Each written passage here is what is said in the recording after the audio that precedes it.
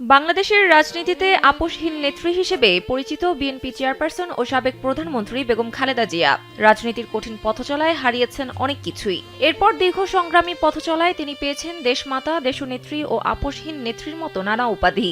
তবে এই রাজনীতির পথেই তাকে উচ্ছেদ হতে হয়েছে স্বামী, সন্তানের স্মৃতি বিজড়িত 4 দশকের বসতভিটা থেকে হারাতে হয়েছে ছোট ছেলে আরাফাত রহমান কোকোকে। সবশেষে মঙ্গলবার সকাল 6টায় রাজধানীর এভারকেয়ার হাসপাতালে চিকিৎসাধীন অবস্থায় ইন্তেকাল করেন তিনি। তার জানাজা বুধবার বেলা 2টায় জাতীয় সংসদের দক্ষিণ প্লাজা ও এর সংলগ্ন মানিক মিয়া অ্যাভিনিউতে অনুষ্ঠিত হবে। তাকে তার স্বামী, সাবেক রাষ্ট্রপতি জিয়াউর রহমানের পাশে দাফন করা হবে।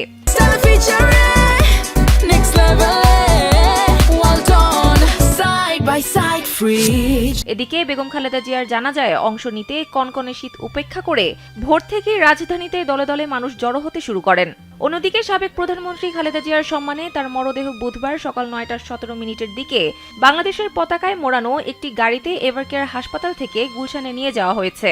খালেদা জিয়ার মরদেহ তার দীর্ঘদিনের বাসভবন ফিরোজায় নেওয়ার কথা ছিল, তবে গাড়িটি তারেক রহমানের গুলশান অ্যাভিনিউয়ের 196 নম্বর বাসায় নিয়ে যাওয়া হয়।